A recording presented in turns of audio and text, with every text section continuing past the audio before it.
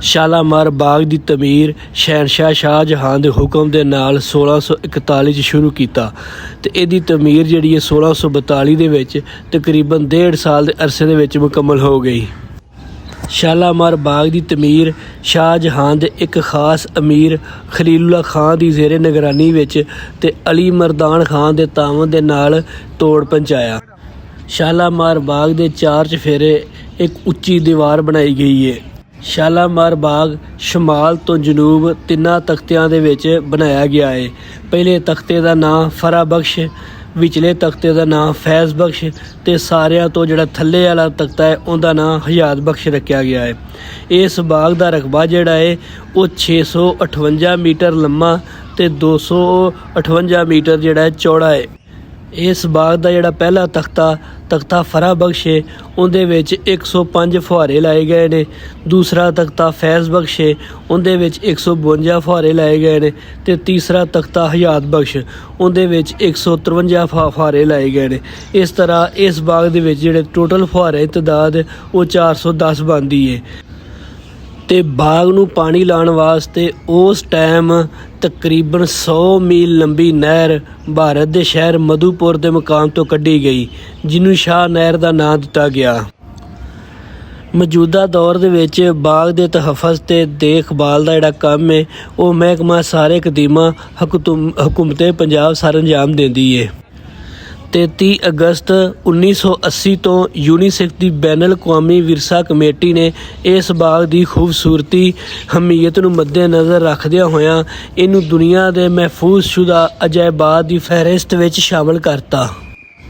ਅਤੇ ਆਜੋ ਹੁਣ ਤੁਹਾਨੂੰ ਲੈ ਕੇ ਚੱਲਣੇ ਆ ਸ਼ਾਲਾਮਾਰ ਬਾਗ ਲਾਹੌਰ ਅਤੇ ਤੁਹਾਨੂੰ ਸ਼ਾਲਾਮਾਰ ਬਾਗ ਦੀ ਸੈਰ ਕਰਵਾਉਣੇ ਆ ਅਤੇ ਨਾਲੇ ਤੁਹਾਨੂੰ ਦੱਸਦੇ ਆ ਕਿ ਸ਼ਹਿਨਸ਼ਾਹ ਸ਼ਾਹਜਹਾਂ ਨੇ ਕਿਸ ਵਜ੍ਹਾ ਤੋਂ ਇਹ ਸ਼ਾਲਾਮਾਰ ਬਾਗ ਬਣਾਇਆ।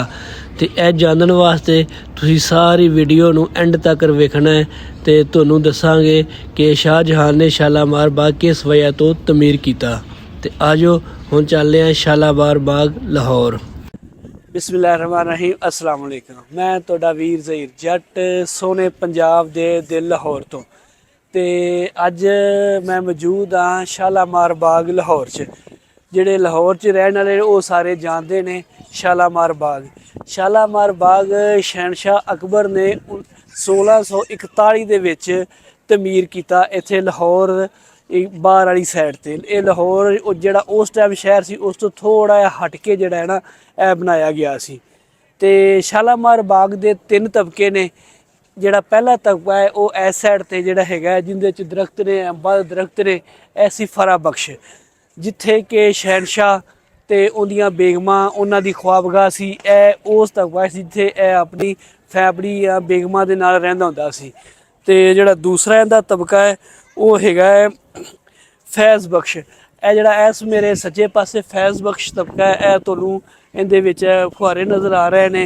ਇਹ ਤਲਾਬ ਹੈ, ਇਸ ਨੂੰ ਆਉਂਦੇ ਨੇ ਫੈਜ਼ ਬਖਸ਼। ਅਤੇ ਇਸ ਤਲਾਬ ਦੇ ਵਿੱਚ ਇਹ ਜਿਹੜਾ ਫੈਜ਼ ਬਖਸ਼ ਤਬਕਾ ਹੈ ਇਹਦੇ ਵਿੱਚ 100 ਅਤੇ ਤਕਰੀਬਨ 55 ਜਿਹੜੇ ਨੇ ਇਹ ਫੁਹਾਰੇ ਲੱਗੇ ਹੋਏ ਨੇ।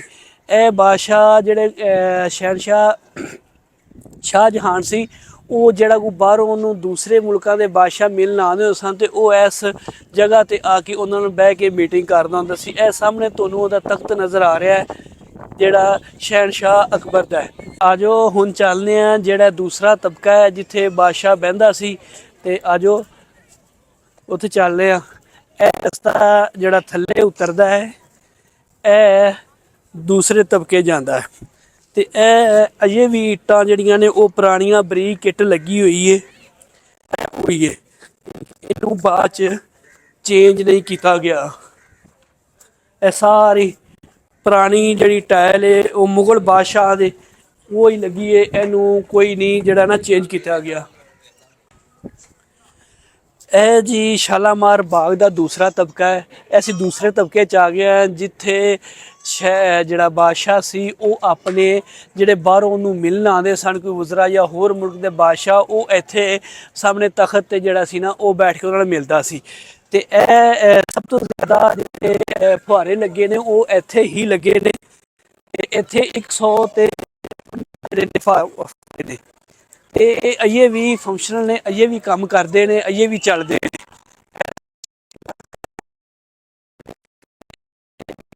ਨੇ। ਤੇ ਇਹ ਉਸ ਟਾਈਮ ਬਾਦਸ਼ਾਹ ਨੇ ਇੱਥੇ ਪਾਣੀ ਦਾ ਨਹੀਂ ਸੀ ਇੰਤਜ਼ਾਮ ਹੈਗਾ, ਤੇ ਰਾਵੀ ਤੋਂ, ਦਰਿਆ ਰਾਵੀ ਤੋਂ ਇੱਕ ਨਹਿਰ ਕੱਢ ਕੇ ਤੇ ਇੱਥੇ ਨਾ ਲਿਆਂਦੀ ਸੀ।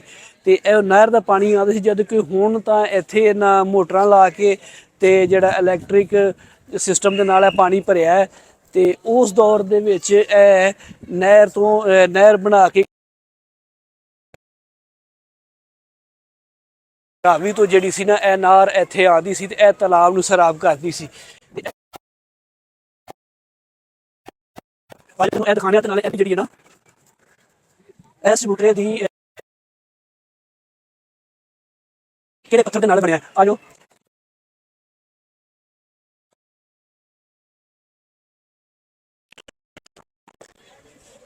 ਇਹ ਚਬੂਤਰਾ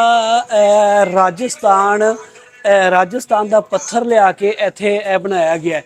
ਅਗਰ ਉੱਪਰ ਤੁਹਾਨੂੰ ਵਿਖਾ ਸਕੀਏ ਤੇ ਇਹ ਲੈਂਟਰ ਨਹੀਂ ਪਿਆ, ਇਹ ਪੱਥਰ ਦੇ ਨਾਲ ਪੱਥਰ ਜੋੜ ਕੇ ਛੱਤ ਪਾਈ ਗਈ ਹੈ। ਤੇ ਇਹ ਉਸ ਦੌਰ ਦਾ ਜਿਹੜਾ ਨਾ ਇੱਕ ਜਿਹੜਾ ਸ਼ਾਹਕਾਰ ਸਮਝ ਲਓ, ਕਿਉਂਕਿ ਲੈਂਟਰ ਨਹੀਂ, ਇਹ ਪੱਥਰ ਦੇ ਨਾਲ ਪੱਥਰ ਜੋੜ ਕੇ ਇੱਕ ਟੈਕਨੀਕ ਦੇ ਨਾਲ ਜਿਹੜਾ ਨਾ ਇਹਨੂੰ ਬਣਾਇਆ ਗਿਆ। ਇਹ ਰਾਜਸਥਾਨੀ ਪੱਥਰ ਹੈ। ਤੇ ਹੋਰ ਜਿੰਨੇ ਵੀ ਮੁਗਲ ਬਾਦਸ਼ਾਹ ਨੇ ਉਹਨਾਂ ਦੀ ਜਿੰਨੇ ਵੀ ਉਹਨਾਂ ਕਿਲੇ ਬਣਾਏ ਉਹਨਾਂ ਦੇ ਵਿੱਚ, ਜਾਂ ਇੰਡੀਆ ਦੇ ਵਿੱਚ ਇੱਕ ਲਾਲ ਕਿਲਾ ਹੈ, ਉਹ ਵੀ ਐਸੇ ਪੱਥਰ ਰਾਜਸਥਾਨ ਜਿਹੜਾ ਪੱਥਰ ਮੰਗਵਾ ਕੇ ਉਹਦੇ ਨਾਲ ਇਹ ਬਣਾਇਆ ਗਿਆ ਸੀ। ਤੇ ਆਜੋ ਹੁਣ ਇਸ ਤੋਂ ਅੱਗੇ ਚੱਲਦੇ ਆ। ਤੇ ਇਹ ਸਾਹਮਣੇ ਹੈ ਜੀ ਸਾਵਣ ਭਾਦਰੋਂ ਆਬਸ਼ਾਰ। ਇਹ ਦੱਸ ਕੀ ਇਹਦੇ ਸਾਹਮਣੇ ਉਹ ਜਿਹੜੇ ਦੋ ਵਾਈਟ ਰੰਗ ਦੇ ਚਿੱਟੇ ਰੰਗ ਦੇ ਜਿਹੜੇ ਦੋ ਚਬੂਤਰੇ ਨੇ, ਉਹਨਾਂ ਦੇ ਵਿੱਚ ਆਬਸ਼ਾਰ ਹੈ ਸਾਵਣ ਭਾਦਰੋਂ ਆਬਸ਼ਾਰ। ਤੇ ਅਗਰ ਉਹਨੂੰ ਅੰਗਰੇਜ਼ੀ 'ਚ ਦੱਸ ਸਕੀਏ ਤੇ ਮੂਨਸੂਨ ਭਾਦਰ, ਕਿਉਂਕਿ ਪੰਜਾਬ ਦੇ ਵਿੱਚ ਜਿਹੜਾ ਪਾਕਿਸਤਾਨ ਜਾਂ ਇੰਡੀਆ ਦੇ ਵਿੱਚ ਜਿਹੜਾ ਮੂਨਸੂਨ ਹੈ ਉਹਨਾਂ ਨੂੰ ਸਾਵਣ ਭਾਦਰੋਂ ਆਉਂਦੇ ਨੇ। ਸਾਉਣ ਭਾਦਰੋਂ ਪੰਜਾਬੀ ਦੇ ਵਿੱਚ ਸਾਉਣ ਭਾਦਰੋਂ ਆਬਸ਼ਾਰ। ਤੇ ਆਜੋ ਤੁਹਾਨੂੰ ਸਾਉਣ ਭਾਦਰੋਂ ਆਬਸ਼ਾਰ ਦਿਖਾਣੇ ਆ। ਆਜੋ, ਇਹ ਜੀ ਸਾਵਣ ਭਾਦਰੋਂ ਆਬਸ਼ਾਰ। ਹਾਂਜੀ, ਇਹ ਆ ਸਾਵਣ ਭਾਦਰੋਂ ਆਬਸ਼ਾਰ। ਇਹਦੇ ਅੰਦਰ ਅਗਰ ਤੁਹਾਨੂੰ ਅਸੀਂ ਦਿਖਾ ਸਕੀਏ ਤੇ ਇਹ ਬਣੇ ਨੇ ਚਿਰਾਗ ਰੱਖਣ ਵਾਸਤੇ। ਤੇ ਇੱਥੇ ਚਿਰਾਗ ਬਾਲਦੇ ਸਨ। ਤੇ ਜਦੋਂ ਕਿਉਂਕਿ ਪਾਕਿਸਤਾਨ ਇੰਡੀਆ ਦੇ ਵਿੱਚ ਸਾਉਣ ਭਾਦਰੋਂ ਦੇ ਵਿੱਚ ਕਾਫੀ ਜ਼ਿਆਦਾ ਬਾਰਿਸ਼ਾਂ ਹੁੰਦੀਆਂ ਸਨ। ਜਦੋਂ ਬਾਰਿਸ਼ਾਂ ਹੁੰਦੀਆਂ ਸਨ ਇੱਥੇ ਪਾਣੀ ਜਿਹੜਾ ਨਾ ਥੱਲੇ ਆ ਕੇ ਡਿੱਗਦਾ ਸੀ, ਤੇ ਇਹ ਜਿਹੜਾ ਨਾ ਉਹਦੀ ਬੜੀ ਪਿਆਰੀ ਆਵਾਜ਼ ਨਿਕਲਦੀ ਸੀ। ਤੇ ਇੱਕ ਮਹਿਰੁਨਿਸਾ ਸ਼ਹਿਨਸ਼ਾਹ ਦੀ ਸ਼ਹਿਜ਼ਾਦੀ ਸੀ ਮਹਿਰੁਨਿਸਾ, ਉਹ ਇੱਥੇ ਬੈਠ ਕੇ ਉਹਨੇ ਕਾਫੀ ਜਿਹੜੇ ਨਾ ਸ਼ੇਰ ਕਹੇ ਸਨ। ਤੇ ਇਹ ਏਰੀਆ ਸਾਵਣ ਭਾਦਰੋਂ ਆਬਸ਼ਾਰ। ਅਗਰ ਜਵੇਦ ਭਾਈ ਨੇ ਮੇਰੇ ਨਾਲ ਕੈਮਰਾ ਨੂੰ ਇੱਥੇ ਲਿਆ ਕੇ ਦਿਖਾ ਸਕਣ ਤੇ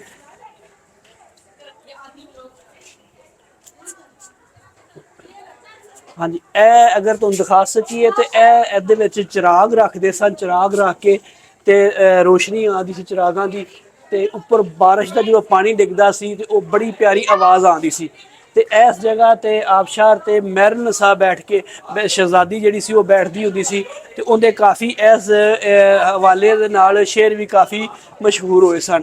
ਤੇ ਇਸ ਤੋਂ ਅੱਗੇ ਚੱਲਦੇ ਆ ਤੇ ਤੁਹਾਨੂੰ ਦੂਸਰੀ ਤਰਫ ਦਿਖਾਣੇ, ਇਹ ਇਹਦਾ ਆਖਰੀ ਤਬਕਾ ਹੈ। ਤੇ ਆਜੋ ਤੁਹਾਨੂੰ ਉਧਰ ਜ਼ਰਾ ਨਾ ਇਹਦਾ ਆਖਰੀ ਤਬਕਾ ਵੀ ਦਿਖਾਣੇ ਆ।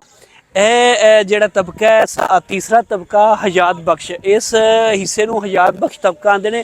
ਤੇ ਇਹ ਹੁੰਦਾ ਸੀ ਆਮ ਆਵਾਮ ਵਾਸਤੇ, ਯਾਨੀ ਕਿ ਉਸ ਟਾਈਮ ਆਮ ਰਾਇਆ ਵਾਸਤੇ ਖੋਲ੍ਹਿਆ ਜਾਂਦਾ ਸੀ। ਜਿਹੜੇ ਬਾਕੀ ਦੋ ਤਬਕੇ ਸਨ ਉਹ ਇੱਕ ਬਾਦਸ਼ਾਹ ਤੇ ਉਹਦੀਆਂ ਬੇਗਮਾਂ ਵਾਸਤੇ ਸੀ, ਤੇ ਇੱਕ ਜਿਹੜਾ ਸੀ ਬਾਹਰੋਂ ਸ਼ਾਹੀ ਮਹਿਮਾਨ ਆਉਂਦੇ ਸਨ ਉਹਨਾਂ ਵਾਸਤੇ ਸੀ।